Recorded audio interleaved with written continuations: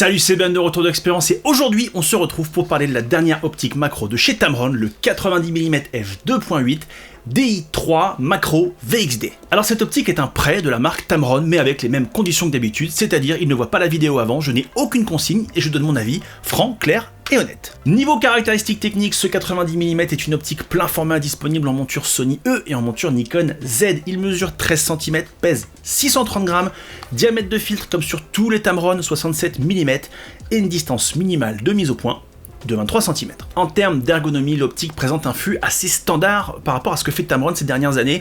On est très proche d'un Tamron 28-75 f2.8, on est très proche du 28-300 que je vous ai testé sur la chaîne il n'y a pas très longtemps. On a une forme de flux qui est relativement standard et c'est plutôt un bon point. Sur ce 90 mm trône un immense pare-soleil particulièrement gênant quand on fait de la macro parce que dès qu'on se rapproche de très près, on a de l'ombre, le pare-soleil n'est pas très confortable à utiliser. Je trouve qu'il fait très cheap en termes de qualité. Quand on voit la qualité de construction générale de l'optique et les matériaux utilisés, le pare-soleil est fait dans un plastique plutôt bas de gamme et je trouve que ça dénote vachement avec le reste de la construction.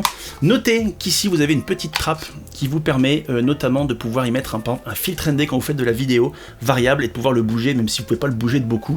Mais voilà, en tout cas, c'est présent. Niveau bouton, vous en avez deux. Vous avez un bouton personnalisable ici que vous pouvez configurer via le port USB-C disponible sur l'optique comme sur la majorité des dernières optiques de chez Tamron. Vous installez l'application Tamron Lens Utility, c'est plug and play, vous branchez votre câble sur l'ordinateur, automatiquement c'est reconnu, vous savez la version, vous pouvez faire des mises à jour de firmware de votre optique et vous pouvez attribuer à ce bouton ce que vous voulez, c'est-à-dire par exemple un bouton manuel focus, autofocus, des transitions de mise au point, il y a pas mal de choses que vous pouvez faire avec ça. Et à côté de ça, vous avez un deuxième bouton, un limiteur de mise au point avec 3 positions, full 70 cm jusqu'à l'infini et proxy macro jusqu'à 70 cm. Et si cette optique t'intéresse, celle-là ou n'importe quelle autre, n'hésite pas à passer par mon partenaire Miss Numérique, je te mets le lien dans la description. Au moment du panier, tu mets mon code créateur RDEX, RDEX, retour d'expérience, et ça permet de toucher une petite rétrocommission. Toi, ça te coûte pas plus cher, moi, ça m'aide à financer un petit peu la chaîne. Merci d'avance. Alors cette optique macro, comme la plupart des optiques macro, a un double usage. D'abord, un usage macro. L'idée quand on a une optique macro comme celle-ci, c'est de pouvoir capturer l'infiniment petit, c'est donner une nouvelle perspective à des petites choses du quotidien, des insectes, de la nature, des bagues quand on fait du mariage, c'est donner un autre angle, une autre vision du tout petit qu'on côtoie au quotidien. On a une distance de mise au point de 23 cm, mais attention, 23 cm, c'est pas par rapport à la lentille, c'est par rapport au plan capteur. La distance minimale de mise au point se calcule toujours par rapport au capteur dans votre boîtier. Autant vous dire que quand on fait la mise au point avec ça, eh ben, on peut s'approcher à peu près à cette distance-là de la lentille, ce qui est vraiment petit, on peut vraiment être très très près. D'où le fait qu'avec ce pare-soleil, si on peut se mettre ici, le pare-soleil, vous allez vite voir qu'il va vous couper de la lumière et il va toucher ce que vous cherchez à photographier. Donc moi, je vous déconseille pour un usage macro d'utiliser ce pare-soleil. Par contre, quand vous l'utilisez comme ça, vraiment, vous pouvez faire des images magnifiques de très très près. 90 mm, c'est bien. Je trouve que 100 voire 105 mm, c'est mieux, mais honnêtement, déjà 90 mm, on fait un paquet de trucs. Le deuxième usage de ce genre d'optique, et on a tendance à l'oublier très souvent, c'est que c'est une excellente optique à portrait. 90 mm avec une ouverture de f2.8, autant vous dire que vous avez un détachement des plans qui est juste mortel, et pour faire du portrait visage, du portrait taille, là on est très très bien. D'ailleurs pour illustrer ça, je vais vous mettre tout de suite un petit trailer d'un faux film que je vous ai tourné entièrement avec ce 90 mm f2.8 et mon Sony A7 IV pour vous donner une image du type de bokeh, du type d'image qu'on peut obtenir lorsqu'on est sur un format portrait. Alors nous y voilà, c'était inévitable. Écoute, je suis sûr qu'on peut trouver un terrain d'entente sans avoir besoin de s'entretuer. Un terrain d'entente? Après ce que t'as fait? Écoute, c'est pas ce que je voulais, je l'ai pas vu. Pas vu?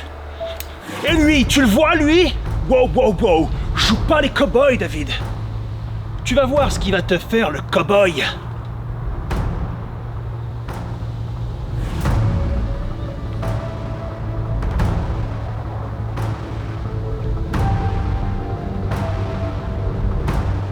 Toi et moi, on est pareil, tu le sais. On peut tout arrêter. Maintenant. Tout arrêter? T'es aveugle ou quoi? On n'en est plus là. Maintenant, c'est toi ou moi. Qui vivra verra. Et tu trouves ça drôle? Non, je trouve ça flou. Ok, que le meilleur tireur gagne.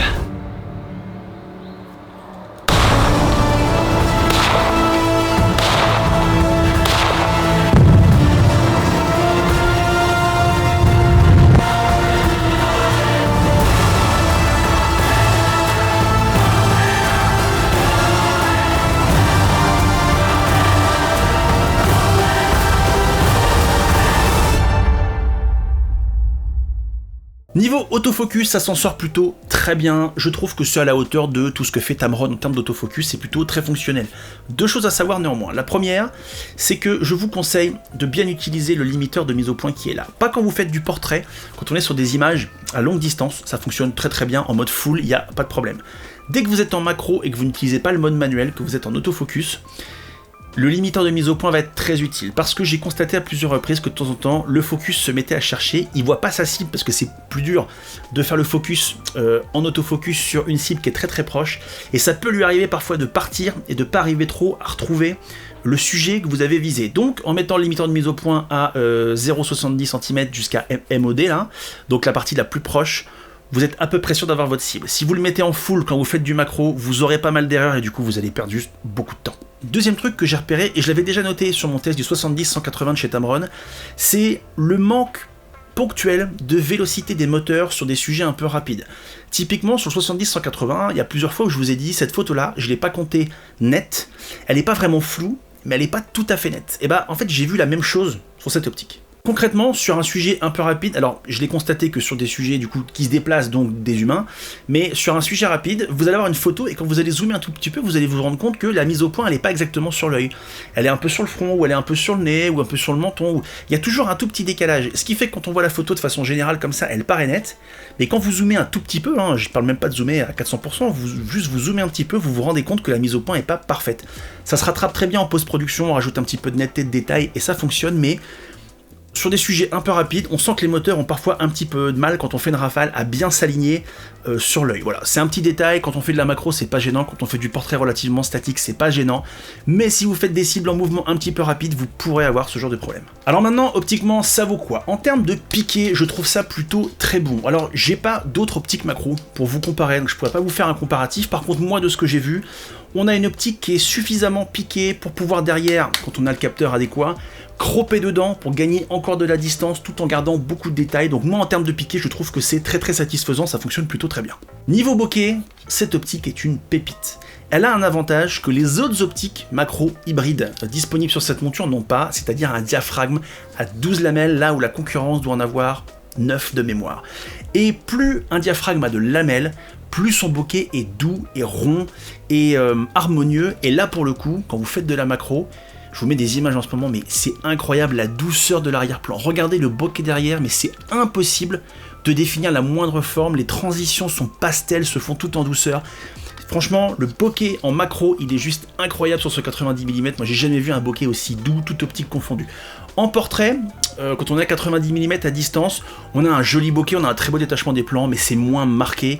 C'est un bokeh qui fonctionne vraiment très très bien en macro. Ça ne démérite pas en portrait, mais si vous voulez vraiment un bokeh de fou quand vous faites du portrait, il faudra plutôt partir sur des optiques type fixe, genre 85-1.4. Là, vous aurez vraiment quelque chose qui fonctionne bien.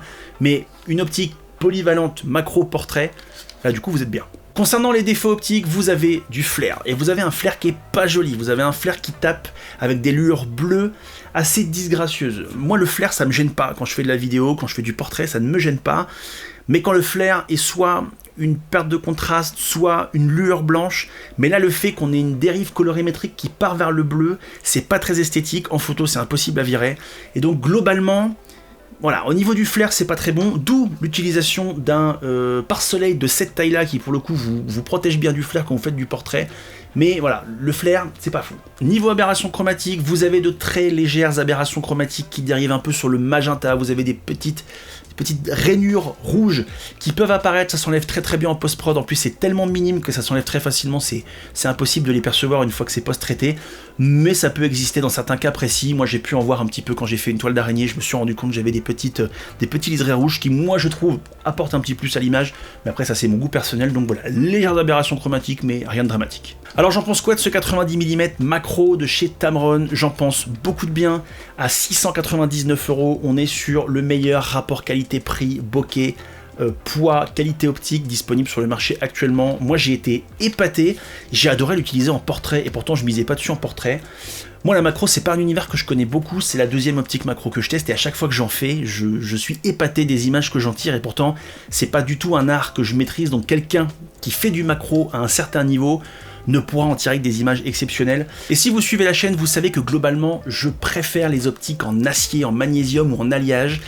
Ici, le polycarbonate, c'est rarement le choix que je privilégie, notamment pour les optiques fixes, mais ici, pour le prix, la qualité optique et la légèreté que ça offre, je dois dire que c'est pour moi le meilleur compromis du marché. Donc, je vous recommande cette optique très chaudement, même si je remets une nouvelle fois un bémol sur cette chose-là.